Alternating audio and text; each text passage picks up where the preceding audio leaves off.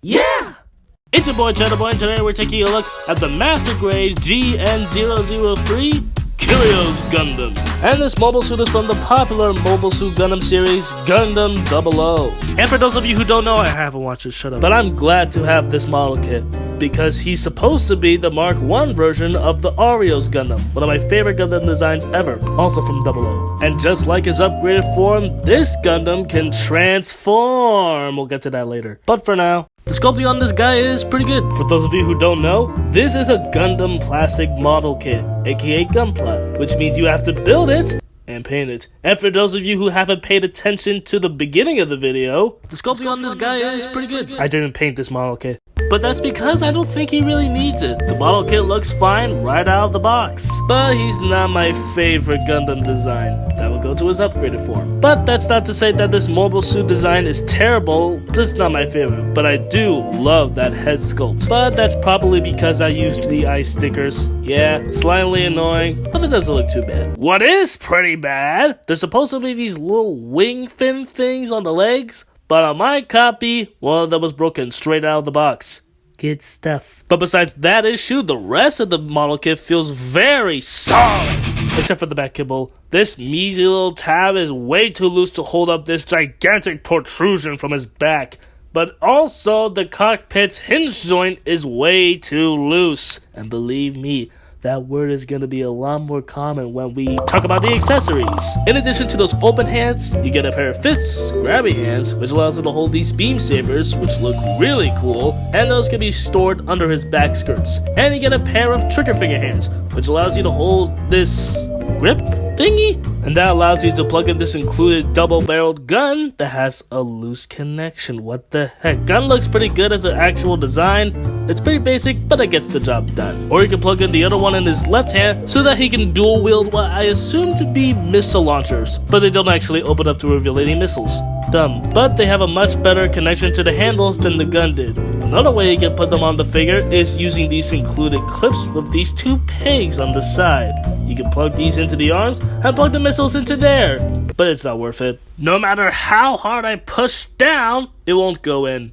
Which is what I said to your mom. And for some reason, the gun has a lot better connection to the clips than the missile launchers do. And that makes for a pretty good display, giving me some Megatron vibes. Almost forgot to mention that this green reticle is also a sticker. And you get this shield. This back piece extends, this part opens to reveal a claw, and you can push that back in to lock it into place. And those two little tabs plug into any of his arms, not at all.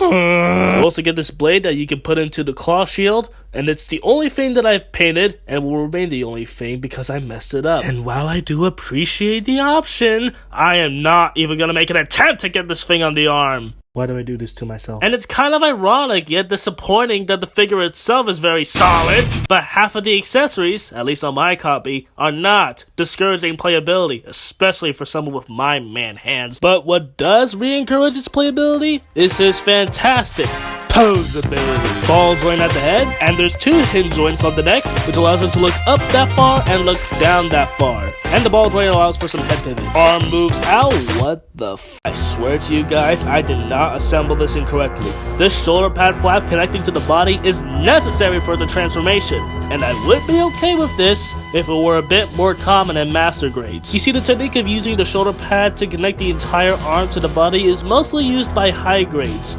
Every high grade I've ever had that used this technique either got loose or snapped over time. But this thing doesn't even use a ball joint and is instead a measly little freaking clip. I'm actually blowing this way out of proportion. It doesn't really bother me that much anymore. I've had this thing for a couple of months now and it's held up so far. Just a word of caution to not go fully ape on it. But if you want, the actual arm can move out that far. Rotation at the arm, but this orange part gets in the way, so just move that out with its ball joint, and now you can get a full 360 rotation. Bicep swivel, double bend at the elbow, and if we look behind his elbow real quick, not in that way, this clear blue part shifts as you bend the elbow.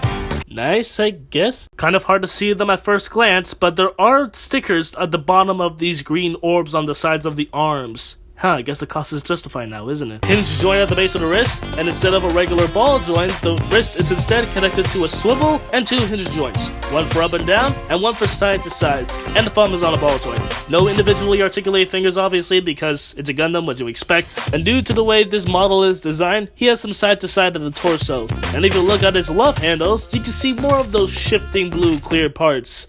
Nice, I guess. Again, I really don't know what these parts are supposed to be for. If you have any idea about the context of these parts, let me know in the comments. Real quick, if you flip up these tabs on the back, you can access the GN drive, which is supposed to be the core of the 4 main Gundams in the show, I think. Let me know in the comments if I'm wrong.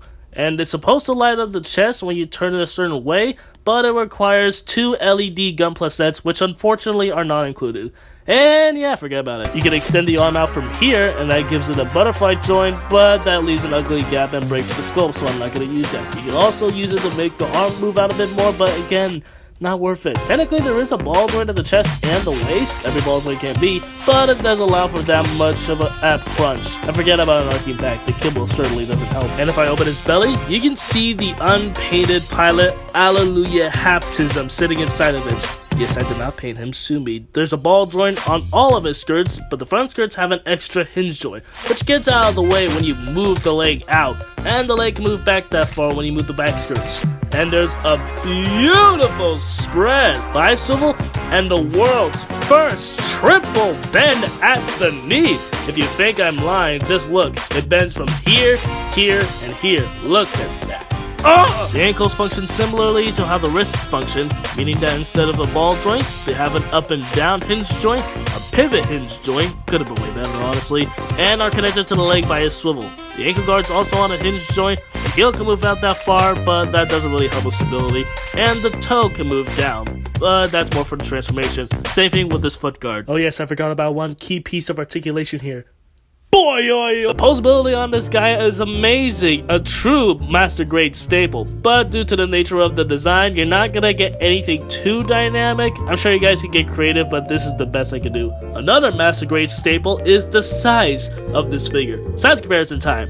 Here's the Figma Hatsune Miku, Haya Toys King Kong, Mix and Morph Black Dino Charge Megazord, the high grade Kamiki Burning Gundam, which I will be reviewing, stay tuned, and my only other master grade model kit, the Master Grade Blitz Gundam, who's supposed to be to scale with the Master Grade Kyrios. While it doesn't make much logical sense displaying these guys together because they come from 2 different shows, they look great with each other nonetheless. However, I think I prefer Kyrios a little bit more than Blitz. He's a lot more fun to handle, he's a little bit bigger than him, and he can transform. And this is the part where it becomes obvious that this is basically great value jobbing TheHong. Sue me, Mr. Green Godzilla Man, I dare you!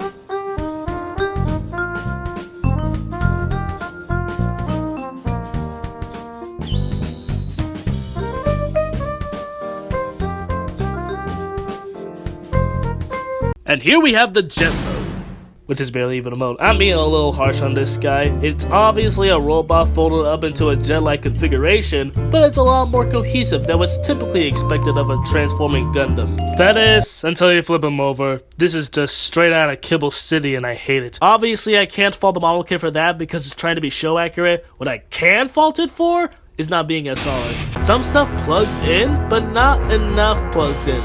For example, the arms. You're supposed to slide in the fists in these gaps above the legs during the transformation, but there's no sort of gap or peg that you plug them into, so they just kind of sit there like a sore thumb. Same thing with the legs.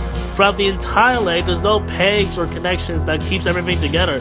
Obviously, the tight joints makes it not feel like complete spaghetti, it's just a minor inconvenience.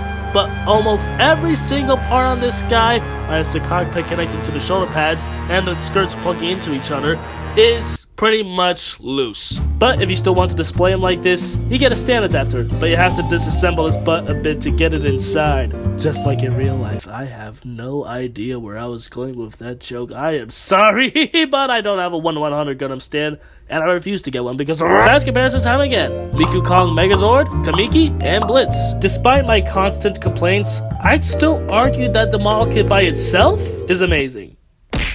Yeah! But what's keeping him from getting the triple fist bump?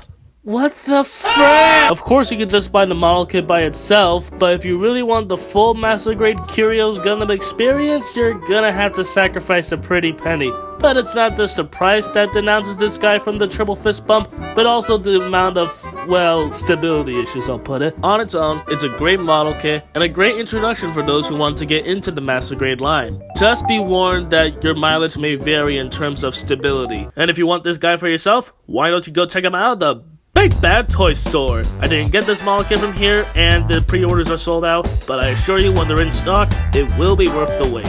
Mostly. If you liked the video, leave a like, leave a comment, let me know what you think, and subscribe for more toy reviews, especially those pertaining to Gundam. Did you say Gundam? Go back to Jobby and never look at me again. Hee